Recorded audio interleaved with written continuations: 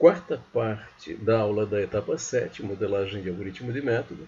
Nesta quarta parte nós vamos tratar o terceiro exemplo de modelagem de algoritmo. E o foco vai ser o método informar diagonal, que me retorna um rank, uma fileira de posições, similar ao que a gente já tratou no exemplo anterior. Bom, então a ideia aqui é o seguinte, a partir de cada uma das diagonais, aqui nessa imagem nós destacamos duas, né? Uma com 6 posições e outra com 5 posições. A partir das diagonais, no caso que serão 6, nós precisamos produzir o rank correspondente a cada uma delas. Bom, no caso do tratamento de linha e coluna, a coisa era um tanto quanto mais simples, porque o rank da linha 1 usava exatamente o índice da linha e o número, a ordem dentro do rank era exatamente a ordem da coluna.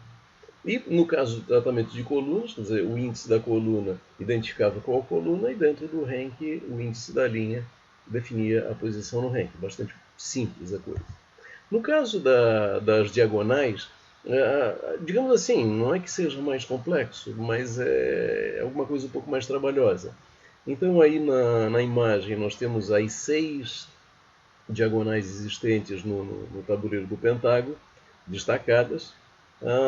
Eu escolhi uma numeração, tinha que escolher uma numeração, eu numerei de 0 a 5, uma coisa assim meio aleatória, a rigor podia ser qualquer coisa. Tá? Muito bem, e eu tenho que fazer um tratamento diferente a cada uma delas. Tá? Uma primeira questão é o seguinte, quando eu montava o rank de uma linha, por exemplo, qual era a primeira posição do rank? Olha, se fosse a linha 0, seria a posição linha 0, coluna 0, e aí basicamente eu ia incrementando o índice 0, 0, 0, 1, 0, 2 e por aí vai. Aqui no caso, qual é a posição inicial? Bom, cada diagonal vai ter a sua posição inicial e cada diagonal vai ter a sua lógica. Por exemplo, pegamos aqui a diagonal marcada como 0. Né? Estou movendo aqui o meu cursor do mouse. Então observa que da diagonal 0, a primeira posição, as coordenadas da primeira posição é 0, 1. Qual é a próxima? 1, 2. O que aconteceu para vir daqui para cá? Bom, eu incrementei em 1 o índice da linha, eu incrementei em 1 o índice da coluna. Próxima, mesma coisa. Né? 1 mais 1, 2, 2 mais 1, 3, 2 mais 1, 3 e assim por diante. Eu incremento 1 aqui.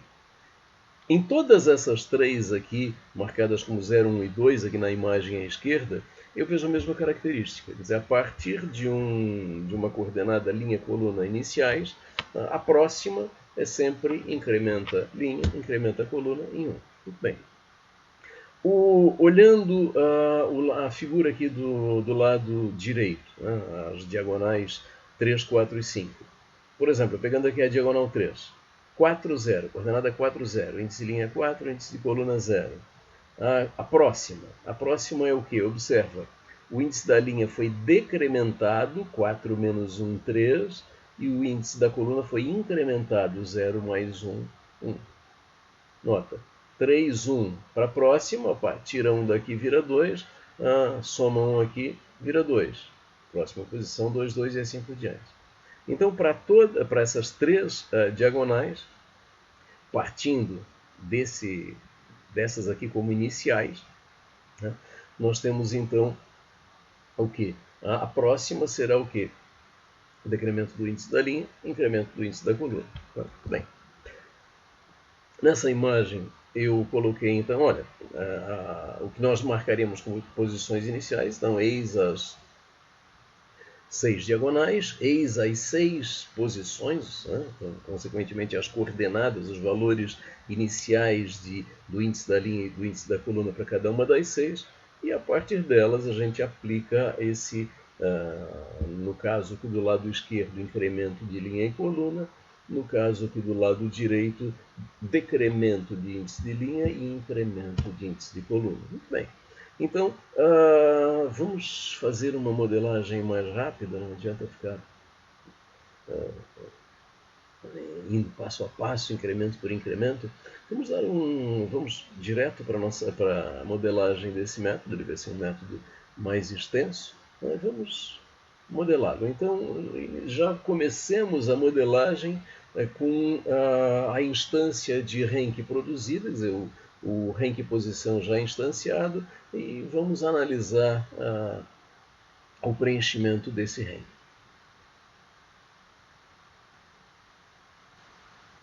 Então, a nossa modelagem já é iniciada, né? Primeiro passo, então, instanciar um rank posição. Coloquei isso numa variável temporária aux diagonal, variável temporária declarada aqui. O próximo passo é o quê? Definir o índice, o valor do índice linha e do índice coluna iniciais.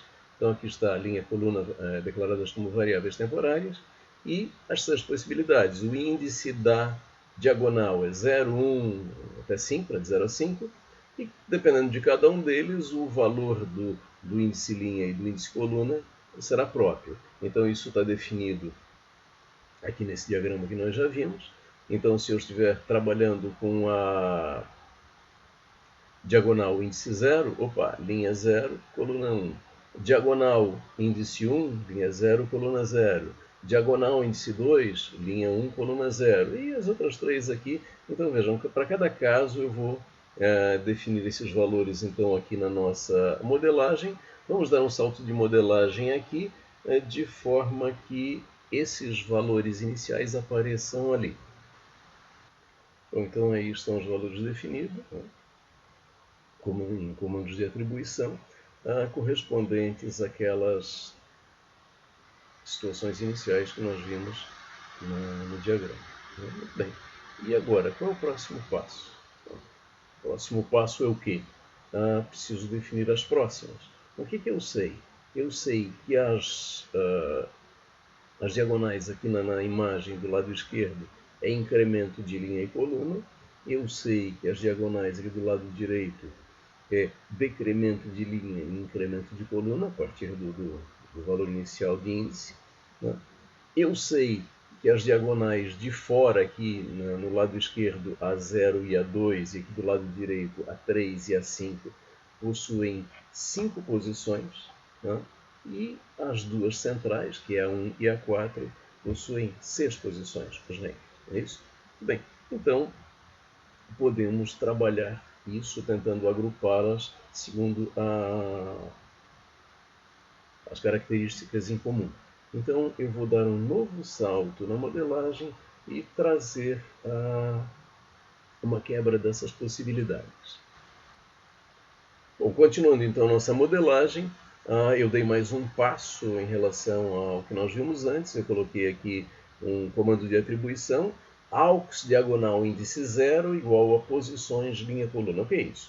Bom, aqui da nossa aux diagonal, nosso rank criado, né, para retornar a diagonal, nós fizemos o que? Olha, definidas os valores do índice da linha e do índice da coluna conforme a diagonal tratada, né, segundo o parâmetro índice, que define qual diagonal está sendo tratada, então definido o valor de linha coluna, eu pego o meu atributo posições da matriz tabuleiro, que é quem está executando esse método. Então, o atributo posições no posição linha coluna, aqui definidos.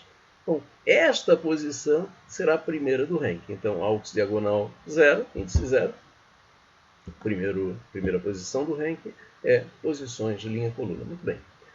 Defini a primeira posição do ranking. Preciso definir as demais posições.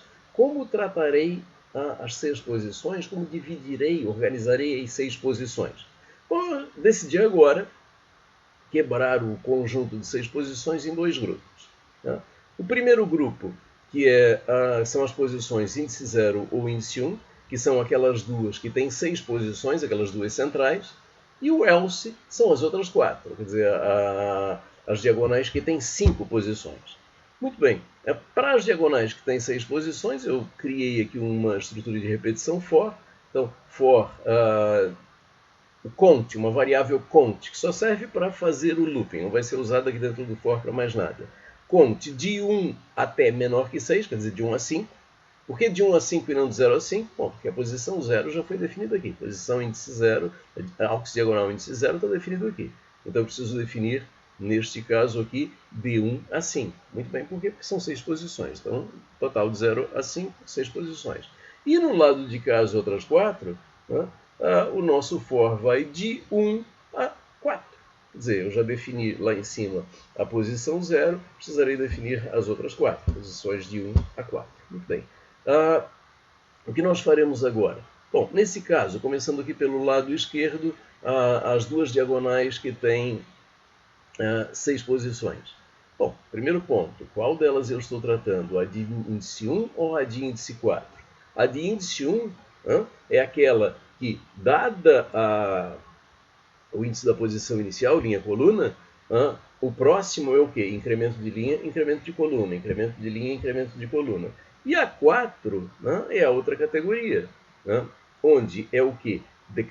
O próximo é decremento de linha, incremento de coluna, decremento de linha, incremento de coluna. Muito bem, então eu preciso tratar separadamente se o índice for 1, se o índice for 4. Então a primeira coisa que eu tenho que fazer aqui dentro do corpo da minha estrutura de repetição é colocar um nó de decisão para avaliar. Espera aí, eu estou tratando a posição índice 1 ou eu estou tratando a posição índice 4?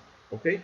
E fazer dentro desse looping, ir trabalhando cada uma delas, ou com incremento de linha em coluna, ou com decremento de linha, incremento de coluna, conforme o caso ali. Muito bem, vamos dar um novo salto de modelagem e ver isso pronto, que não vale a pena ir no passo a passo aqui. Bom, então temos aqui a modelagem do lado esquerdo pronto. Então veja, quando eu entro aqui, se eu entro na estrutura de repetição, se a condição de repetição for verdadeira, ponte menor que 6, isto é verdade, muito bem. Então tem que fazer o quê? Bom, eu preciso redefinir o índice da linha e o índice da coluna. Bom, seja qual for o caso, seja a diagonal 1 ou diagonal 4, no caso da coluna é incremento. Então coluna é igual a coluna mais 1. Não quis fazer o mais, não quis deixar isso muito cara de linguagem de programação. Então, coluna igual a coluna mais 1. Mas para a linha? Não, para a linha é relevante. Porque se o índice for 1, diagonal 1, opa, linha igual a linha mais 1. Mas se o índice for 4, aqui do lado direito, linha igual a linha menos 1. 1 incrementa, 4 decrementa. Muito bem, definidos os novos índices de linha e coluna, eu vou fazer o quê? Vou definir o próximo, a próxima posição do nosso rank. Então, aux diagonal, que é nosso rank, índice cont, cont aqui é a nossa variável de controle, primeiro 1, depois 2, até 5. Aux diagonal cont igual a posições, então o atributo da nossa matriz de tabuleiro, índice linha, coluna. Ok? Muito bem. Isso vai rodar até a condição ser falsa. Quando eu tiver isso pronto, eu terei o nosso rank da diagonal, o nosso aux diagonal completo. Muito bem, aí eu vou sair daqui. Vou sair daqui para onde? Eu vou sair daqui. Ok. Vou sair daqui para fechar esta estrutura de decisão. Esta minha estrutura de decisão, veja aqui de cima, eu abri, na 4, perfeito. Então vou definir isso. Ok, vamos acertar essa linha. Eu terei o rank pronto, o rank montado. Muito bem, uma vez que eu tenho o rank montado, o que eu preciso fazer? Bom, eu preciso retornar este rank. Então, similar ao que a gente já fez lá no outro exemplo, eu vou pegar a minha aux diagonal e eu vou retornar a minha aux diagonal. Feito isso, está encerrado o algoritmo. Bem, então veja, eu tive que abrir para as duas possibilidades, as duas diagonais com 6 posições.